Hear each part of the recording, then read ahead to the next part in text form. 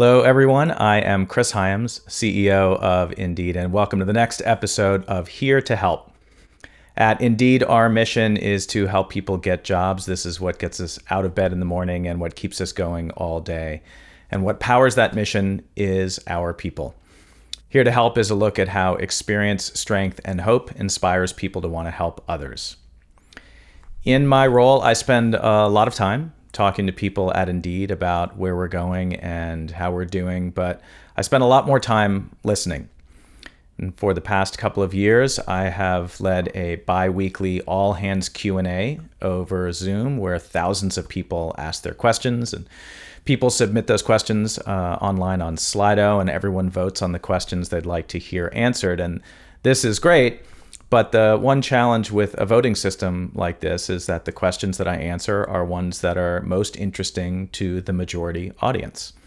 So in order to really understand what's going on in the minds of folks at Indeed, I need to seek out other voices. So I also meet monthly with just the women senior leaders at Indeed, and separately I meet once a month with all of the underrepresented senior leaders. And in March of this year, I started a new program. And twice a month, I have been meeting with Black women at Indeed in small groups of roughly 3 to 5. And I've been asking them to share their experiences at Indeed, how it's been the same or different from other places they've worked, and what we can do to continue to improve that experience. The experience of Black women sits at an intersection of marginalization, and these conversations have given me a new lens to better see how we're doing, how far we've come, and especially how far we still have to go. My guest today is Taylor Rosser. Taylor is an Inclusion Operations Program Manager here at Indeed. She has joined me on these listening sessions from the very start, where she has listened to but not participated in each of the conversations. She has been there to take notes and facilitate, and then has worked to help identify the themes and patterns that we're hearing in these conversations to help us take away insights that we can turn into action. And I asked Taylor to join me today as a guest on Here to Help to share her own experience as a Black woman being witness to these intimate conversations. Taylor, thank you so much for joining me today. Yeah, thank you so much for having me. I'm excited to be here. As we get started, for those who might have vision impairment or for anyone who might just be listening, I'd like to describe a little bit of the visual setting here. I am a middle-aged white man with glasses. I'm wearing a black t-shirt. I'm sitting here in my home office with my red sparkle drum set, some LPs and books and photos behind me. Yep. And I am Taylor Rosser. I'm currently wearing a pink t-shirt. I have amazingly luscious curls going on right now, and I am sitting in the walkway between my kitchen, which is to my left, and my living room, which is to my right. All right. Well, Taylor, let's start where we always start these conversations. How are you doing right now? Yeah, I'm doing pretty good. I mean, I had a very solid turkey day with some family, and I'm actually going on a ski trip later this week with a few of my friends. And then, Christmas is coming up. So all in all, a good combination to sort of end the year. All right. Well, as I explained in the intro, we've been working together throughout the year, and we're gonna really dive into that. But before we do that, I want to back up and learn a little bit more about you and maybe what you've brought to this set of experiences here. So you've been with Indeed now for over 5 years. You started out as a technical recruiter, and now, as I mentioned, you're an Inclusion Operations Program Manager. Can you tell folks what that current role is and what really led to some of the changes in your roles that got you to where you are today? Yeah, definitely. So, I'm on the DEIB Plus team, formerly the DIMB team. And within there, I'm part of the Employee Lifecycle pod. And we focus on DEIB related partnerships, events, education, and programs. And as far as my role, I know you've mentioned a few times how a lot of the processes that we currently have at Indeed weren't necessarily created with an inclusive lens. And that's exactly what my job is to do. So the employee lifecycle refers to how we attract, retain, grow, and transition employees. So every imaginable process within those areas are all the things that my role is focused on democratizing and injecting with an inclusive lens. And it's a fairly new pod.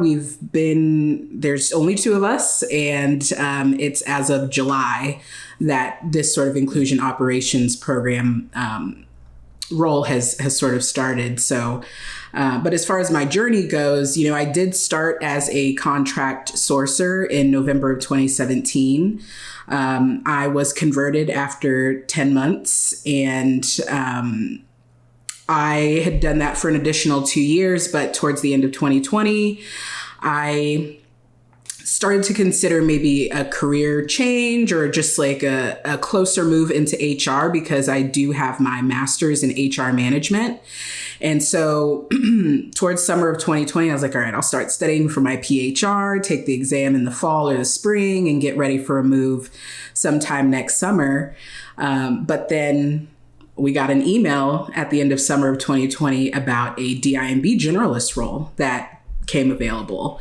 And it was a temporary opportunity. They basically said like, hey, if, we like you and you like us, like you could move over to our team. But if it's not something you're interested in, you can always go back to your, previous position. And I thought that, that was a great opportunity. But even before I could see the email, because I had been talking about this with a few of my friends and coworkers, I get 2 pings from people, and one person in all caps just says, "This role is yours, you better apply." And my first thought was, this email was sent 3 minutes ago, so please don't yell at me so soon. And then after I read the email, went through the description, I was just like, yeah, this is my role. And I had my resume updated, shared with friends, and ready to send after getting my manager's, approval, of course. But fun fact, before I interviewed for this role as a sourcer, in the fall of 2017, I interviewed at Indeed at the beginning of 2017 for an HR generalist role, which I did not get, but no hard feelings because I made it here anyways. But because I was sort of looking to get back into an HR related type role, when it came up and it said DIMB generalist, I was just like, oh, there's a connection there. And then also it's in a space where I'm pretty passionate about it and want to sort of improve the areas. And having worked in sourcing, I've had my opinions on, things that could be fixed or corrected or different way of doing things. And so being on this team, it definitely gave me the opportunity to sort of showcase and have my opinion sort of be put into action. So let's back up even a little bit more. Can you just talk about some of your background? Where did you grow up? How did you get here? Yeah. So I grew up in San Antonio, a very big military city. Both of my parents were in the Air Force. I think my dad did about 12 years and my mom did a full 22 years in the Air Force. And fortunately, we didn't have to move around a lot. Well, fortunately or unfortunately, depending on how you look at it. My brother was born here in the States and they lived in Germany for 4 years. And I'm pretty sure German was my brother's first language. But then they came back to the States, had me, and decided we're not going to travel anymore. So, that's been, a good experience. But being able to be in the same place has been really helpful for me, especially as kind of like a shy, introverted kid. Having something that was consistent and stable was just probably better for me in the long run. And I'm still kind of shy and introverted, but I'm a little bit more outgoing after a solid battery recharge. I tend to shy away from attention and avoid talking to strangers, but funny enough, I feel like extroverts, I attract them. It's like they find me and then they come to me and then they start talking and then they don't stop. And then next thing you know, we're friends. So I'm very appreciative for all of my extroverted friends out there. But because of that introversion and it was really hard for me to talk to people and get to know people. I really started playing sports. I'd played sports since the age of 5, mostly basketball, but it wasn't until 8th grade that I got into track and field and throwing discus and shot put. And I did that throughout high school. And one state, I ended up getting a scholarship to Texas A&M to throw discus and shot put. And it was an amazing experience. And I did that for 3 years, and I decided to forego my senior year so I could focus on school and my grades and even potentially getting into grad school, which I did. And I ended up moving to Houston and going to Houston Baptist University, where I got my master's in HR management, graduated in 2015. And then I moved back to San Antonio for a short internship, which I found on Indeed. And shortly after, I got an email to, work at a company here in Austin. And I moved here in March of 2016. And I started out as a recruiting coordinator at that company, at my prior company. And then I was a resume reviewer. And then one day I was, talking with one of my friends at a happy hour, and I was just like, hey, you help people get jobs, like help me get a job, because he worked here at Indeed. And so this is at a happy hour. I didn't think much of it, but the very next day he sends me a message and he's just like, hey, I was serious. Send me your resume. I was just like, oh, okay. And so then I had to scrounge and get my resume together, and everything ended up working out. And that's how I got here. So you have talked about seeing yourself as an introvert, but also as being the exception. What exactly do you mean by that, and how is that important to your story? Yeah, I mean, I think for one, being a Black female and an introvert is really hard, especially in the workplace. I don't think I necessarily fit into this stereotype of what they think Black women should be. And people will often take me being quiet as being disengaged, unprepared, or incompetent. And so to know that you have to sort of balance what the expectations are for people has just been really hard for me.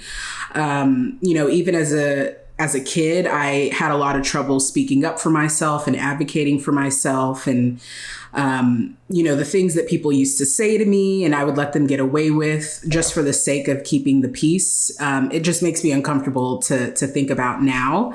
But even though I grew up in a pretty diverse place in San Antonio, I still had comments from people in the Black community like, why do you talk like that? Why do you dress like that? Why do you listen to that? And then from maybe my non-Black friends, I would hear things like, oh, you haven't seen X movie, or you don't listen to this artist, like I'm Blacker than you. So I think from a very early age, I feel like my Blackness was consistently being challenged. And that was really confusing to hear, with what made me weird with one group sort of made me a palatable Black person for another group. And at one point I've heard, actually a couple of times, people have said, I wish more Black people were like you. And so I've heard that from friends. And at one point I even heard it from a boss, from a manager, not here at Indeed, but I've heard these things, and both situations made me uncomfortable.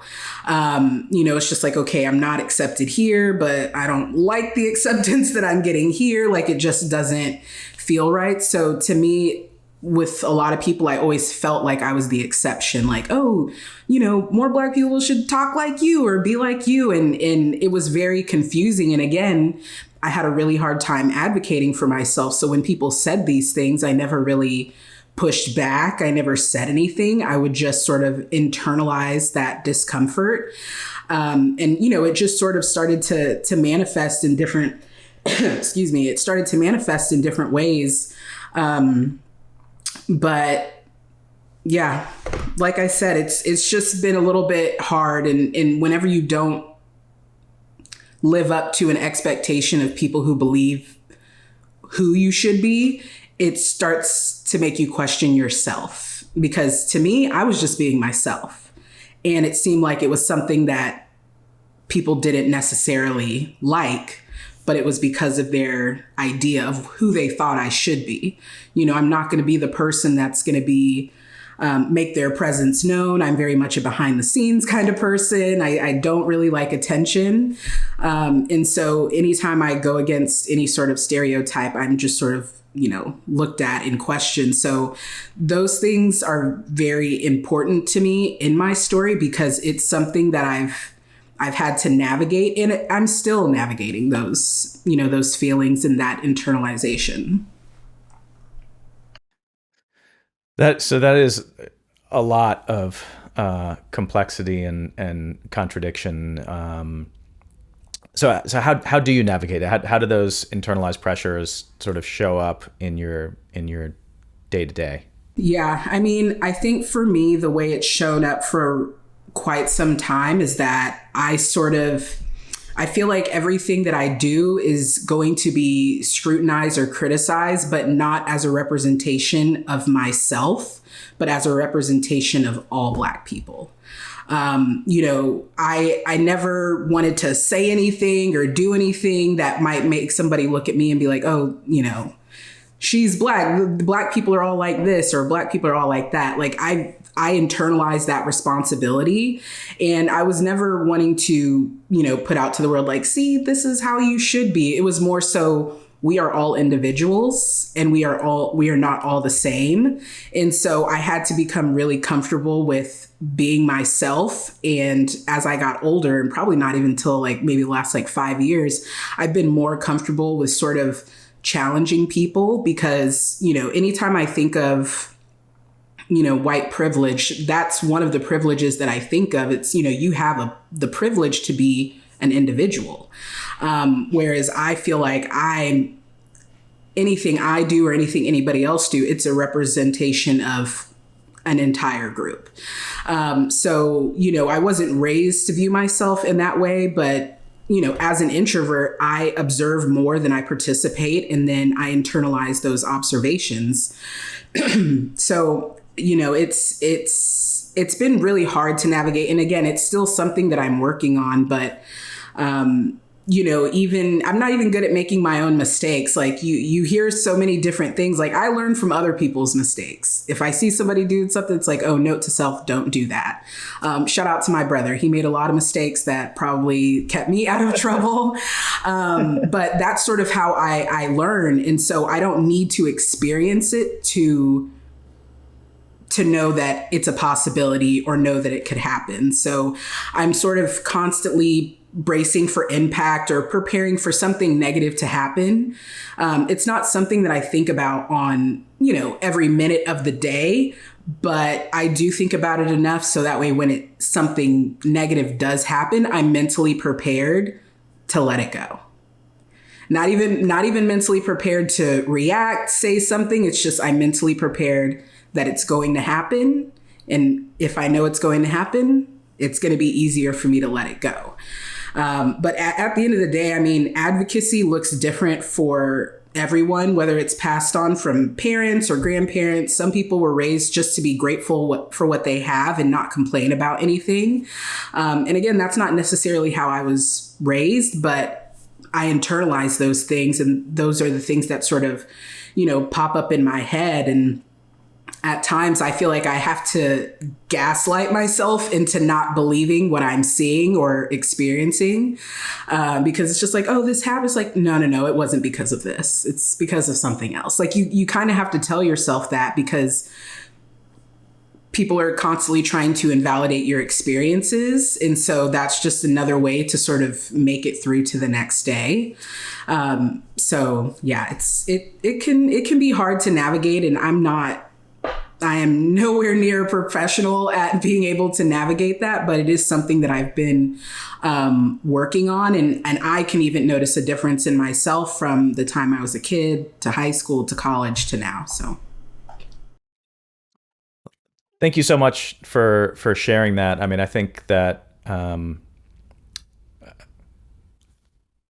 think a lot of what you're describing is something that a lot of other people experience, and because people don't talk about it very much, especially in the workplace, they might imagine looking at you from the outside that you have it all together, and it really makes a huge difference for people to hear that. So thank you for sharing that experience. So I guess I'm curious how that has translated into all of that complexity and the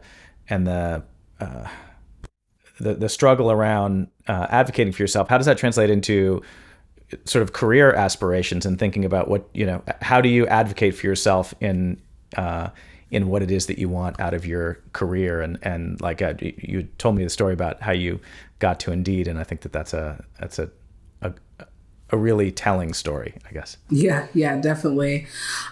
So my mom has always, I've been this shy, introverted kid for a really long time. And my mom was just like, well, if you're not going to go after what you want, at least put yourself in a position for that opportunity to find you. And that's something that I've always done. It's like, can you check the boxes before you even know what the boxes are? And so, how I even went to grad school and I got my master's in HR, I didn't realize what recruiting was. I didn't realize it was a whole separate department. But because I had that experience, because I had that background, it sort of got me into this area. And so luckily I have a lot of leaders who are really good at not necessarily just advocating for me, but they're good at pushing me and challenging me. I think over time, I've had to learn how to differentiate between not wanting to do something because I genuinely don't want to do it and not doing something because I'm afraid. And so I think sort of learning what those lessons are, like even being here is so far out of my comfort zone. It's crazy. I told Romney Donald, because she did Here to Help With You earlier in the year, and she was super nervous. I was all like, kudos to you, because that will never be me. and then I get an email from you and I'm just like, well, yeah, I was wrong. I guess it is going to be me. But when I first came to Indeed, the things that I've had to navigate when entering, I remember the first interview that I had, I got an email confirmation and it said something along the lines of like, hey, no need to dress up, like we're casual here. And the first thing that popped into my head was, nice try, Indeed. You're not going to get me. I showed up to the interview with some nice slacks, a little baby heel, and a blazer. And I did that because I feel like there's just sort of this secondary set of unwritten rules that, Black people and Black women have to abide by. And, even as a kid, getting into, staying out late or just doing typical teenage things. My parents would always say, like, you can't do the same things that your little friends are doing. They were trying to teach us that potential consequences are applied differently. And because we're Black, we have to be more careful about doing all the silly things that most teenagers do. So, even up until I interviewed for the DIMB generalist role, I had straightened my hair for every single interview I'd ever had. I hate straightening my hair. It is so much work and it's just too much. And I really don't like it. But it sounds like an absurd thing to consider. It's just like, well, if you don't like straightening your hair, don't straighten your hair. But when you realize that laws have had to be passed in order for me to wear my hair as it is, like, it shows you that it's more of a problem than people can actually comprehend, because it's absurd. A law shouldn't have to be passed for that to happen, but that's what it is. And, it's only been passed in 18 states and not even in Texas, but on the local level, Austin has passed it. So that's really nice. But even, recently I saw how Michelle Obama said, when her husband became president, she wanted to do something different with her hair. She wanted to wear braids and whatnot. But she said she knew it would be a distraction. She knew America wasn't necessarily ready for her to not have straight hair.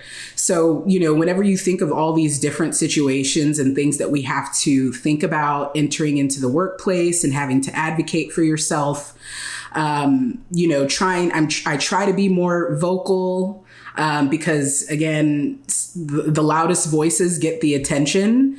And when you are someone like myself, it's hard for people to think like, oh, she doesn't want to get promoted. She hasn't said anything. Well, it's like, it's not that I don't want to. It's like maybe I don't know how to have the conversation, or I didn't even see myself being where I am today.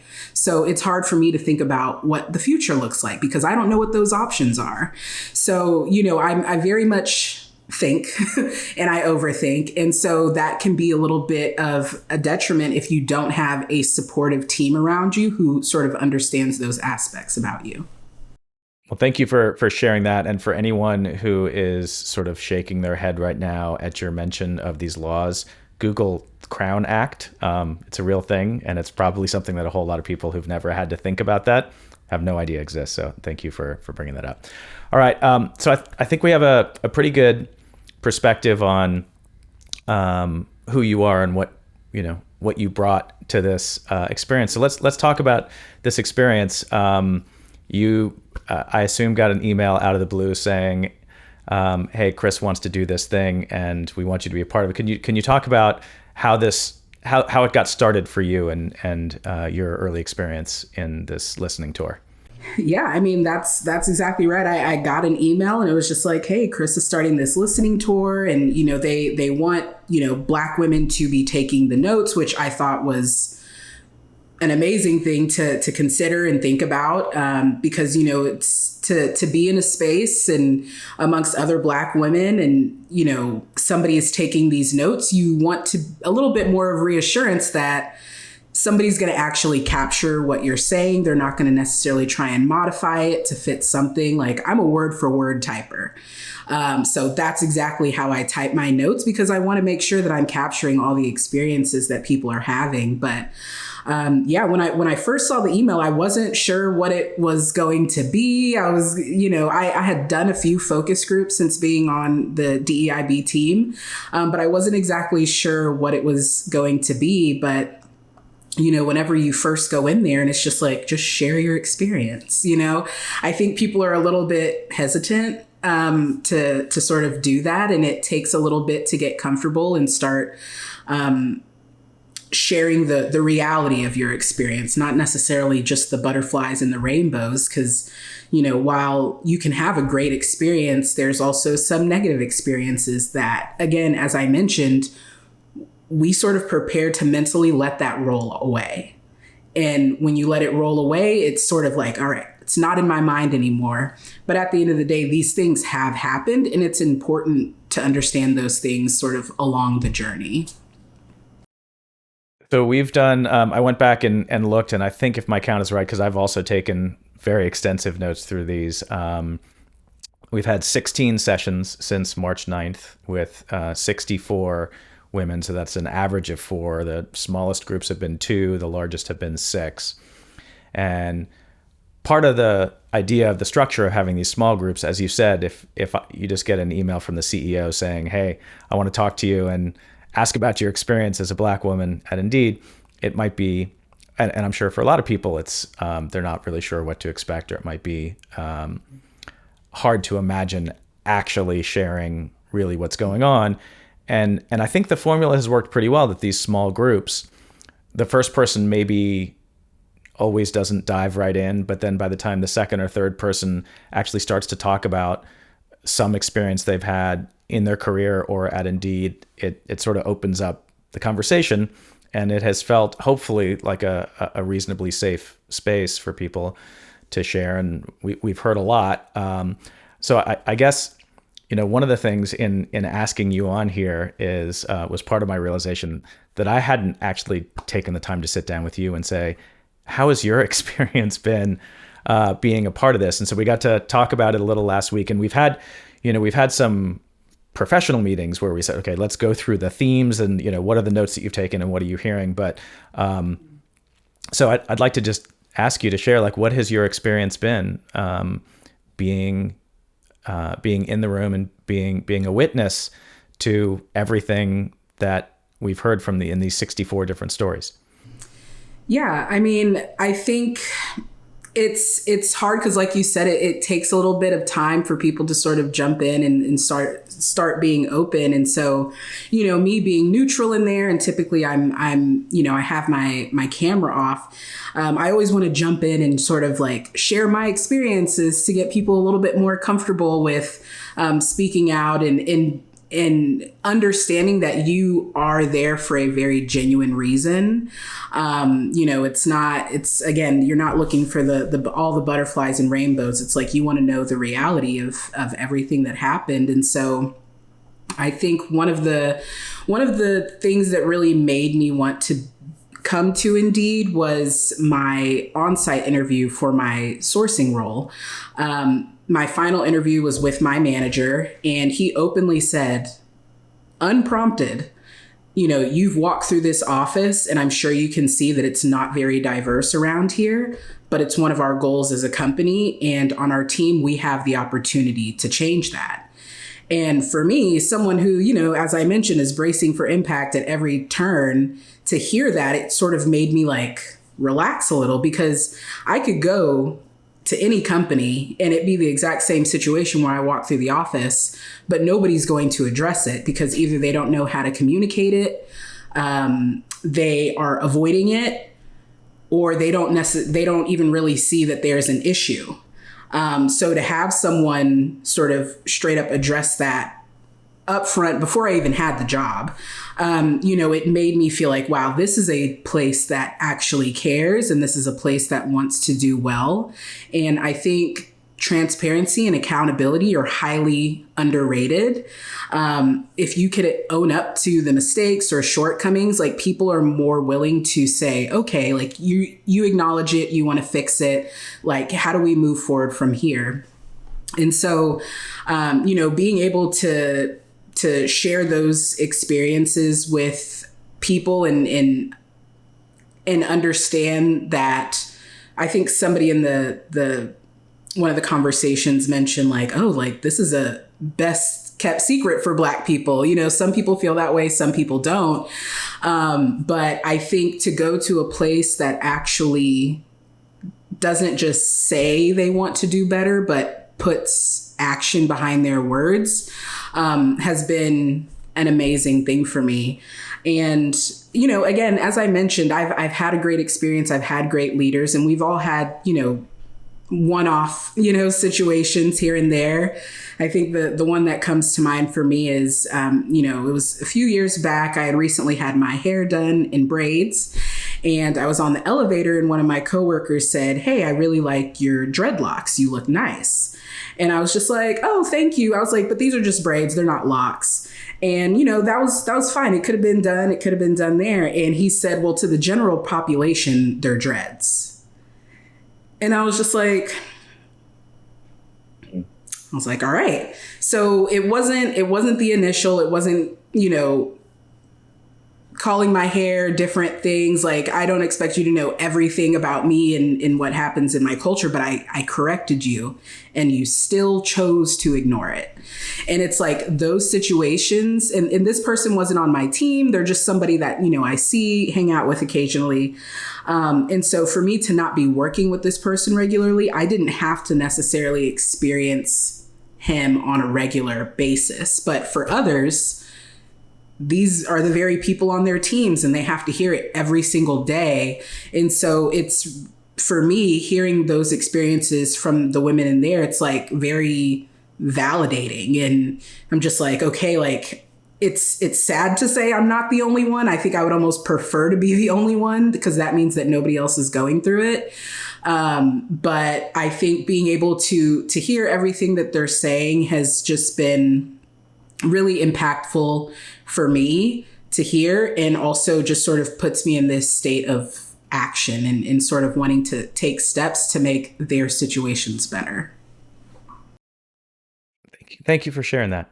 It's good to hear your story a bit more. I'd love to just sort of talk a little bit about the range of, and one of the ways that we've talked about, the range of conversations that we've heard is there's a bell curve, right? There's sort of tails on both sides, people who have had a really not great experience at Indeed.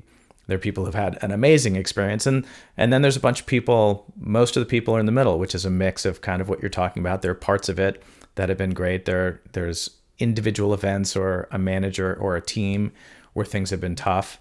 Can you just share a little bit about some of the sort of the themes and the patterns that we've heard, and sort of how we're thinking about where we are at Indeed right now in this journey?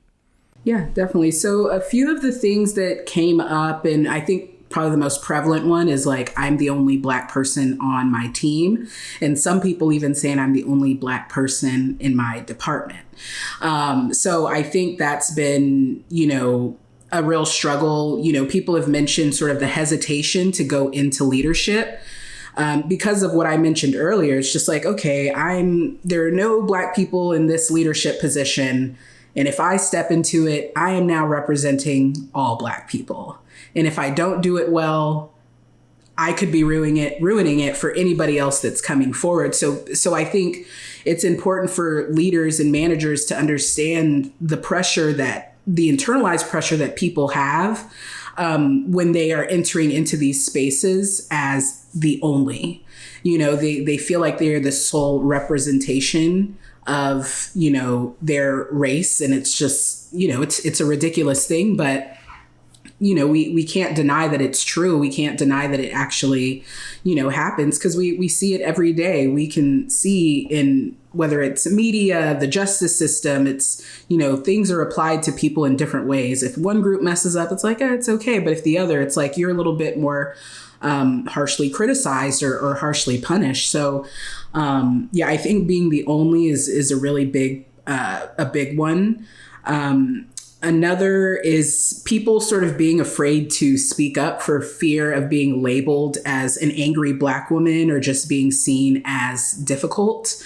That's something that I also, it resonates with me. And even growing up, my mom being a master sergeant in the military, a Black woman, if she's trying to correct her troops because somebody messed up without yelling or without cussing, but she's very firm and clearly frustrated, she gets sent to HR. But the male, who is using every cuss word he can think of and yelling at the top of his lungs, gets a yes, sir, and sort of moves on. So and she got sent to HR because she was seen as aggressive. They use that word.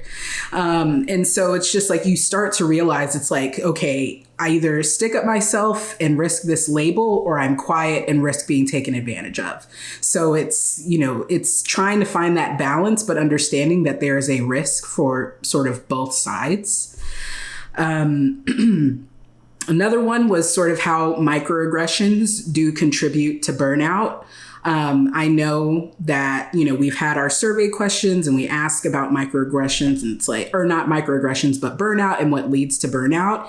And for, people of color, microaggressions is a big factor, having to navigate these things, especially as you are on the team with people, or you have to talk about these things constantly or experience these things.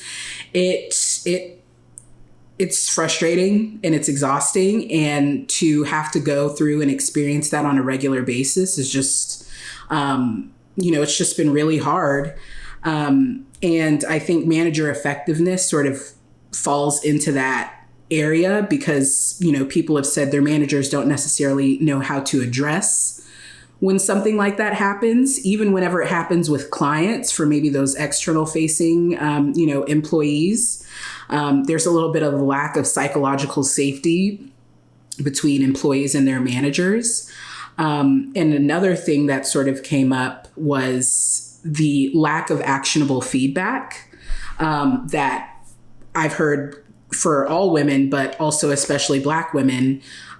You'll go all year and your manager's like, oh, you're doing great. You're doing great. You're doing great. And then it gets to, calibrations or, performance time, and you don't get the score you thought you would get based off the conversations you had. And then you don't get any feedback on how to improve or make it to the next step.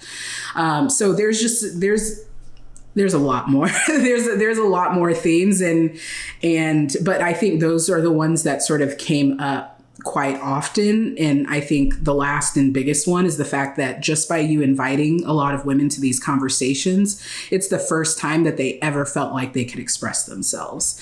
And it's like, if you have to wait for the CEO to ask you about your experience in order to feel like you can voice your opinion, like there's a disconnect somewhere in there. And that's where I think we can improve. Is there anything in the conversations, because a lot of these themes do come up kind of over and over again, and everyone's story is different, but we're hearing a lot of these themes. Is there anything that you've heard that has surprised you? Yeah, I would say one of the things I learned is about the experiences of Black European women. Not every country is going through the racial reckoning that the U.S. has been going through over the last 6 years. And, it's easy to look at us and, see this sort of empowerment coming about. But on an individual level, it's still very difficult for people to speak up and advocate for themselves.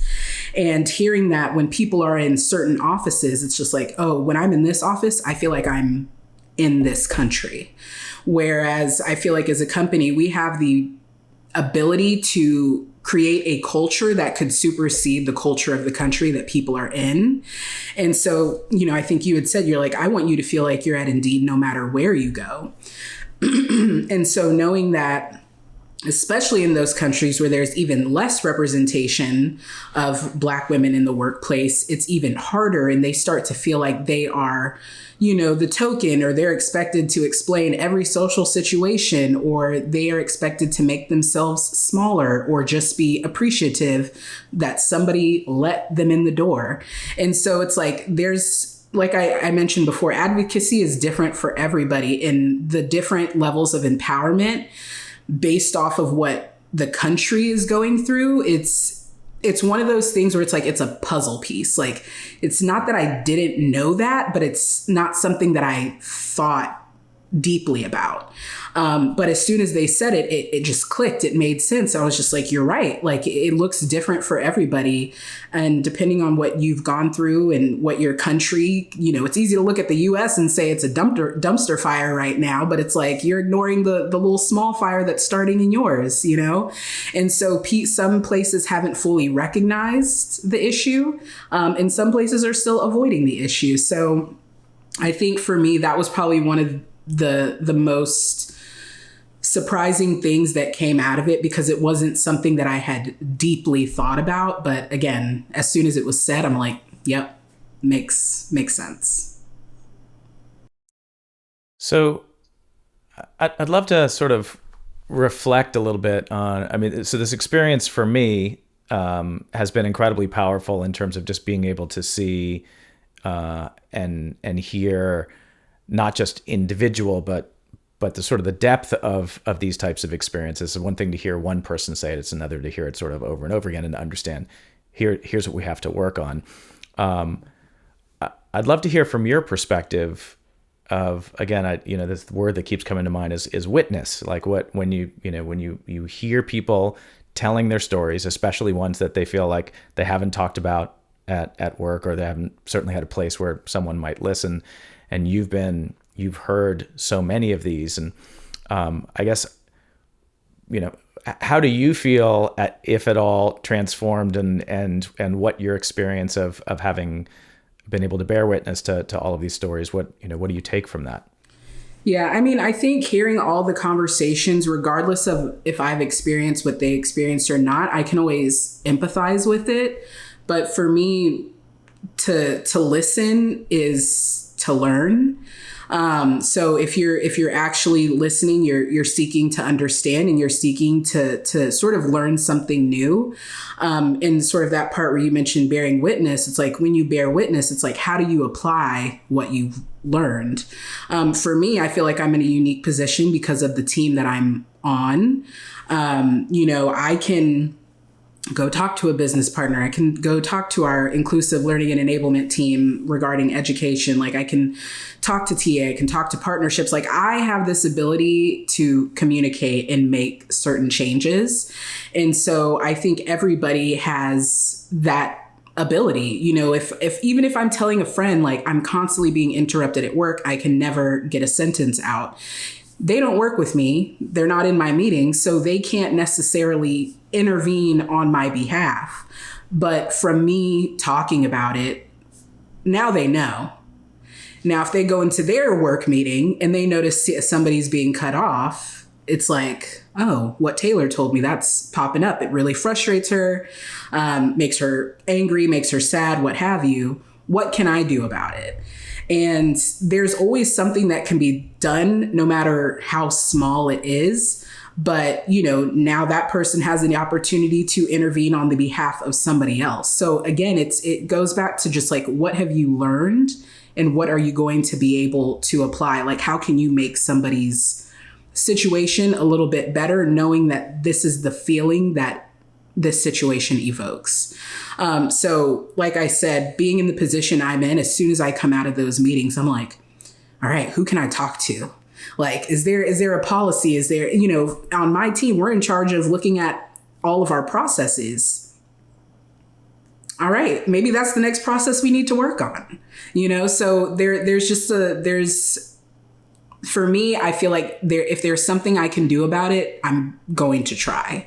And as I mentioned, something is better than nothing. And there's no act that is too small when it comes to sort of affecting that change whenever you see it occurring. So one of the things in asking you on here that I wanted to take the opportunity to do is ask you basically the same question that I've asked everyone else. Can you tell me about your experience as a Black woman at Indeed?